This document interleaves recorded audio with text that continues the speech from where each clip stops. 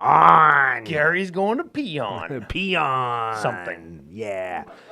They were my favorite unit in Warcraft 2. Peon? When you'd use the "It's a good day to die" code. No spaces, one whole sentence, it's whole code, and it would make it so that your units would kill the opposing units in one hit, and you'd have like a group of 9 peons, and you just send them out with their little wood chopping axes, and they just take down a whole fucking city. You'd kill their gold mines and everything. It was awesome. That was fun. Sometimes when the level just made you real mad and you just wanted to see what was next in the story, that's what you do. I wish I could have done that in World of Warcraft too. Never played. I played it for a while, and I'm still mildly interested, actually. I'm still curious to see where the story went. Wow, curious. No kink shaming in the nation. Thank you. But I never, since I can't do it on my own, I'm not getting back into it. I'm just not. That's it. So Blizzard, you lost a whole bunch of fucking expansions you could have sold directly to me by making it so that I have to have friends. Blizzard secret layers. Idiots. Hey, we're brought to you by the wonderful patrons at patreon.com/CCO podcast. Whether they like it or not. And they do. Our last few episodes have been wildly engaged with, which we're going to talk about on the show tomorrow. That makes me really happy because that means you guys are engaging with the show, which means that we are mildly interesting, which is pretty cool. Let me hit you with something that's mildly interesting. Sure. Ryan. I'm ready. I actually super secretly got in on the last, you mentioned it earlier, secret lair drop. Oh, yeah? And they arrived to my house yesterday. I got the arcade game one, because of course I did, because there's a Norrin card in there, and they're arcade games. That's awesome. And, which Norn card? What's the card? Wheel of Misfortune. Oh, yes. Yeah. And then I got the Lightbox one, and I bought that one specifically because the art on the card, for people who bought it, they know. For people who didn't bought it, you should maybe take a look. All of the art on the cards are made out of like light boxes where it's like construction paper of different thicknesses held up over a light box and then the picture's taken. And I just... That's how Disney used to make their cartoons, so 2 different elements would flow past each other at the same time. And just because in my teeny tiny little way I wanted to support that kind of thing, I bought the secret lair. Oh, that's cool. That is, I think, well, in terms of animation style, probably an antiqued and dead way to produce cartoons, hey? I'll bet you that's something, if you're an expert at that, you're probably hurting. And so in my small way, I want to support those people. So, super cool. So I did, and I got them, and I opened them, and it's fine. I got all the cards that I expected to get because they were all listed. The secret cards are what I have a problem with now. Uh-oh. You could fold $100 bills in magic packs, and people would complain about it. And I didn't get $100 bills. Oh, okay. I got 2 random zombies. Be cooler if you did, though. I got 2 old border random, like modern zombies. I got like a crypt breaker, and I don't even remember what the other thing was. There's the one that gives all your guys extort, right? That was one of them. I didn't get that one. Oh, there's more than just the 2 that you got? There must be. Probably there's one random old border foil zombie in every of this, like this winter super drop or whatever. And here's why it bugged me. Here's why it bugged me. Because in addition to supporting alternate media artists by buying the Lightbox Secret Lair, it was the Lorwyn Shadowmoor block typal lands. That's what they were. There was the Merfolk land and the Goblin land and the giant, right? And I was so certain that the 6th card was going to be either the Elemental land, Primal Beyond or whatever it is, or even better, the Doran land. You know, like the forest. That's like it's a forest type that taps for green. But you can it's also a pain land. It taps for black and white. Yeah. Oh, I wanted one of those so bad. I wanted like the cool light box that. And you know what I got instead? A fucking crypt breaker. God damn it. I'm not beside myself, but I am disappointed. And then I was disappointed in myself because I had faith. I'm an idiot. I this is not gatekeeping because we don't gatekeep in our community. No gatekeeping in the nation. Hell no. Like no kink shaming. Also no gatekeeping. Listen. Oh, okay. Instead of gatekeeping, this is commiserating and commiserate with me. Don't tell me I'm doing solidarity. bad. Yeah. We're standing in solidarity. Yeah. Because I too have been disappointed by a secret card in a secret lair. The only secret lair I've ever purchased. That he said he would never, ever do. And I have to rub that in each time. Well, technically, Ron Carrar bought it for me and then sent it to me so I didn't have to pay the $70 shipping price. Listen. But here's the thing. It came with a fucking Grima Worm Tongue. And it was misprinted. Oh. And not like a cool miscut or something. No, they just, some graphic designer put the wrong number on the card. But as we do in CCO Nation, we try our best. We do our best job. We don't try anything. We do our best job to make a... we don't have mistakes, only happy accidents. Yeah, what's the opposite of a mountain out of a molehill? What's a cherry on top of a shit sundae? There it is. A shit on top of a cherry sundae. Yes. Or a molehill into a mountain into a molehill. Yeah. Yeah, that's the literal opposite. We're turning molehills into mountains here. Yes. Actually, we're turning mountains into molehills. Yes, we actually are turning mountains into molehills. I took that misprinted Grima Worm Tongue that's got one extra power, totally made it the commander of my CCO Raw Dog deck. And you even left it in like the little cellophane sleeve. It's the only sleeved CCO Raw Dog card in existence. It's the truth. Until, and this is true, we get to the next Trash Ante deck, because I won a prize at the last one. And the prize is, if I want to at the next Trash Ante, yes, I can have sleeves. Oh. I'm not gonna. Oh. But the option is there. Maybe I'll sleeve some of them, but not all of them. I was gonna say, can you imagine how luxuriant your trash deck would be if it had sleeves? Ooh. Dude, put them in penny sleeves that where the card like rattles around inside. They don't fit right. I could use one of those like hot things to like seal them shut. So like there's different amounts of fucking air in them. Yes. Oh, that'd be so good. Seal the top shut with like an iron, like a flat iron. Yep. But once you shuffle and the bottom corners hit the edges, they split. But keep playing with them. Play with the split ones. Oh man. Yes. Yes. You know what? I'm gonna sleeve it when I get home. Iron them when I get back from Edmonton, and then I'm gonna just practice shuffle them. Next year, baby. Until they're broken. Oh, yeah. It's going to be the worst. Yeah. The worst. So tomorrow on the show, we are going to talk about the remainder of the Commander ban list and which cards should be unbanned and put into the Game Changers list. Ooh. I have a little supplemental topic that I want to talk to you about. I have a absolutely outrageous thing that I'm going to ask Ryan, and his head is going to catch flames. Is it the same thing that I want to talk about? I sure hope so, because that would be really fun. Okay, we're okay. If you've already thought of the answer, your head will not catch fire. If you have, however, or if you haven't, oh, baby. Okay, I'm excited for that. And because we had so many comments, yesterweek, we actually asked people to comment on our show with what should be unbanned and why, and just randomly give us your thoughts on, like, the show. Yeah. And the show kind of blew up, and I posted it a few places. We appreciate you for that. Man, I posted it on frickin' Facebook in a Magic group, and oh my God, hundreds of comments. Cool. And people, of course, imagine this. People arguing online like, oh yeah, you don't do whatever. You don't think that this should be banned and this should be banned. And Maskwood Nexus apparently is like an egregiously terrible card that makes... What the fuck? Typal decks, like, oh yeah, oh man, it was a whole thing. Do they know that Sliverstone has existed for 15 years?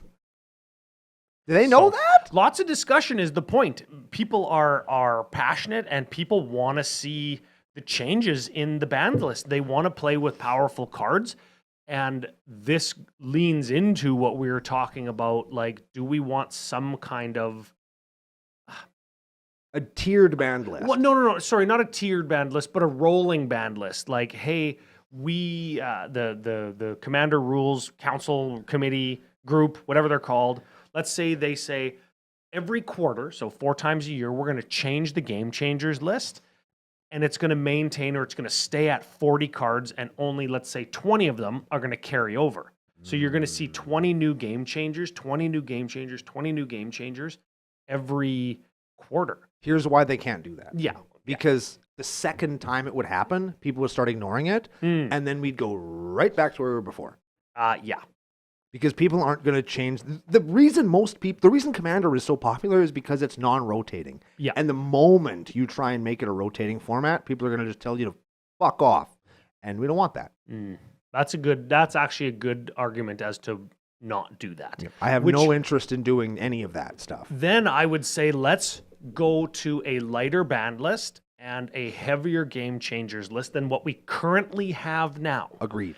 And let's make we've been talking about it for a month now, the Commander bracket matchmaking system. Let's make that a recognized part of the rules set for Commander. Like other rules sets or other things in the rule set for Commander. You have to have a Commander. Your deck can only be your Commander's color identity. You need exactly 100 cards, only one of any card. These are the rules for Commander. Yeah. You have to follow the Commander bracket matchmaking system. I think if you make that into a dedicated part of the rules that people just learn when they play the game, as they learn the game, you can go nuts with the ban list and you can go nuts with the Game Changers list. I concur. And I think that if you were going to do that, what we'd end up with is a 4-tier ban list because a level 1 or bracket 1 would just go away. I think like if your deck is like, oh, but it's just meant to be fun and have people with chairs in it, then you should just play that at home. You know what I mean? Yeah, you know what?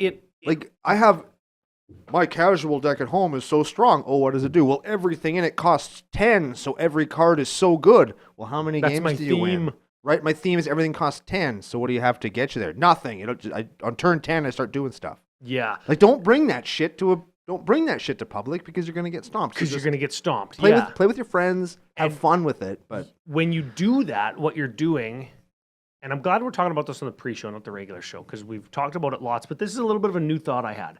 Ooh. When you do that, what you're doing is adding extra baggage to the pregame and to the bracket discussion, right?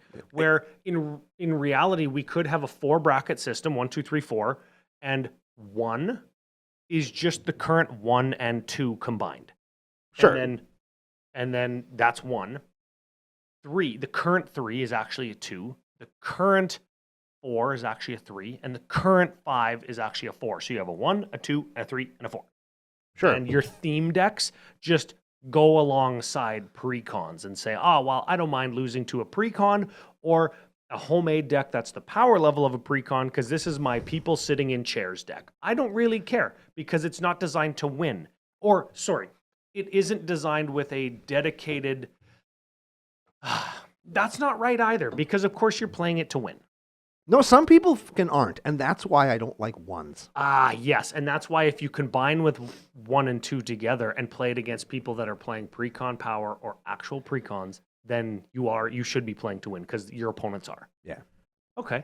Yeah. So I don't want to say casual players stay home, but like if you have an everybody sits at chairs deck, those are way more exciting when you bring them to the deck, like the show, and you meet somebody like me and Ryan, and you say, hey.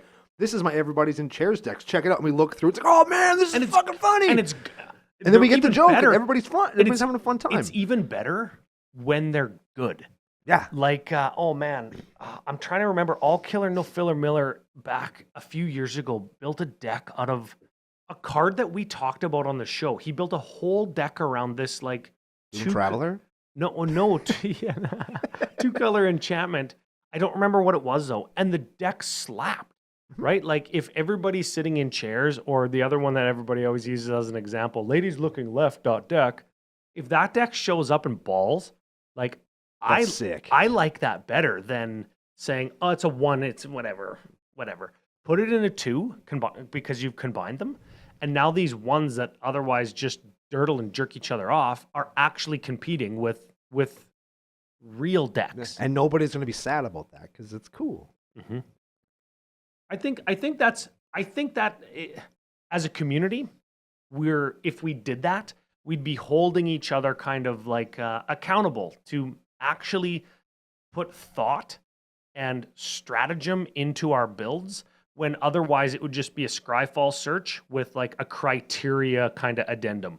Chairs, hats, falling off a cliff. You can put those things into Scryfall and find art results.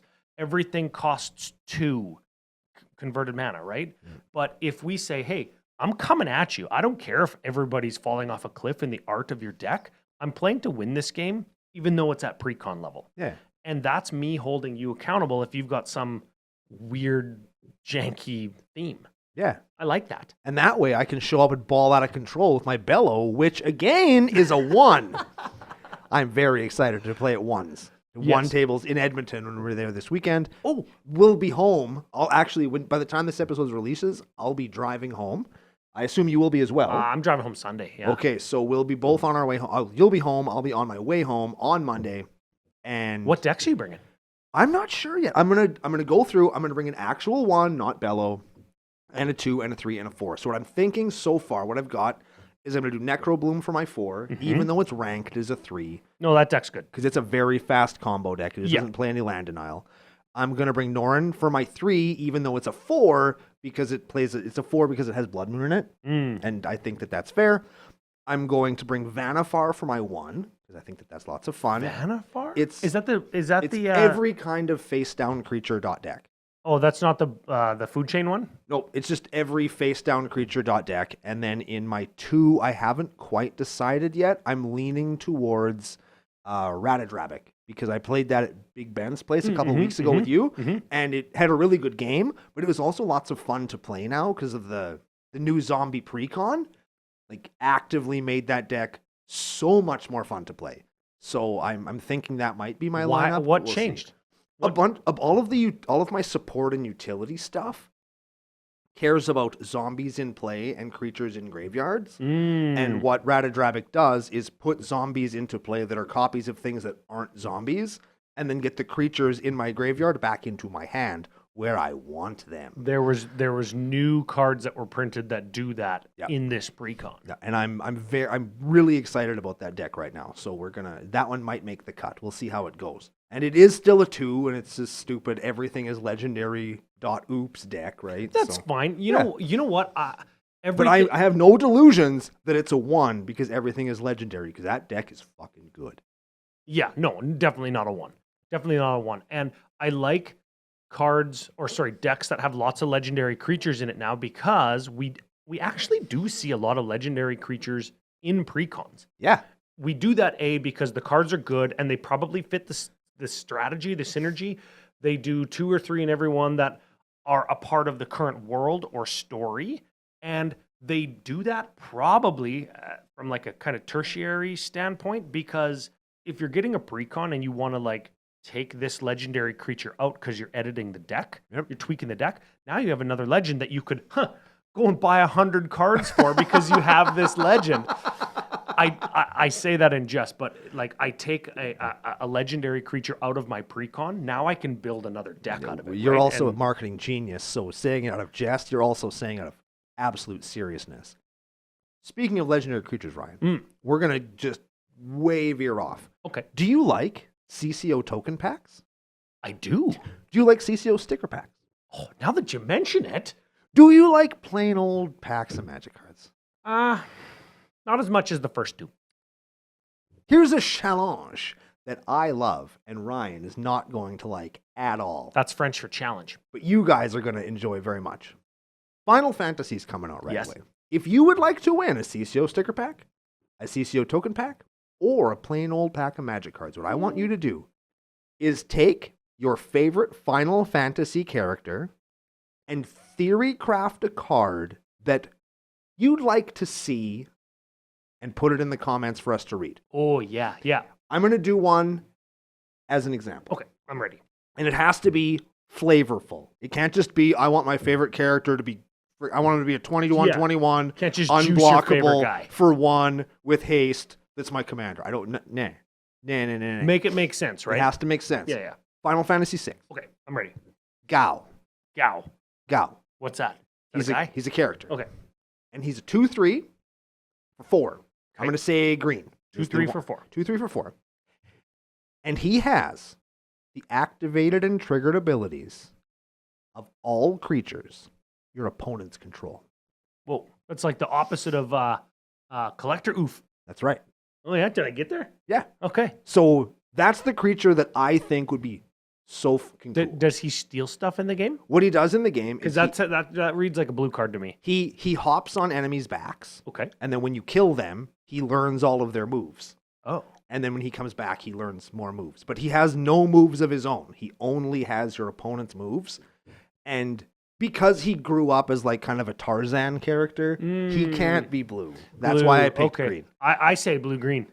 You think so? Okay. I say blue-green. Blue-green 2. Blue-green 2/3 that has the activated and triggered abilities of all creatures your opponents 2, control. 3. Could we make him a 1/4? Sure. He doesn't seem like a very good fighter. No, he's not very good at fighting. Is he tough? No. Okay, let's make him a 1/3. 1/3 it is. 1/3. 1/3. We got there. So Dies to lightning bolt. theory craft your own card. Put it in the comments below. You could be entered to win some cool stuff. And I'm really excited to see this because, and even if you don't know Final Fantasy, fucking pick somebody. Pick warrior or thief or white mage and put a creature into play. White mage, 1/1 for white. Whenever a creature comes into play, gain a life. Whoa. I'm pretty sure we have those. Well, why not do a functional reprint? There we go. Why not? Perfect. Because what we need now is more Soul Sisters. Absolutely. And Soul Brothers, because we've got a couple of those now too. That's true as well. Yes. Yep. Okay, so we are on 482 banned list, unbanned stuff. I'm going to come with a frickin' picket sign like unban the world. Unban everything, and I'm going to be like, yeah, it's fine. Yeah, that's fine. Whatever. Hit our theme song. Burr, burr.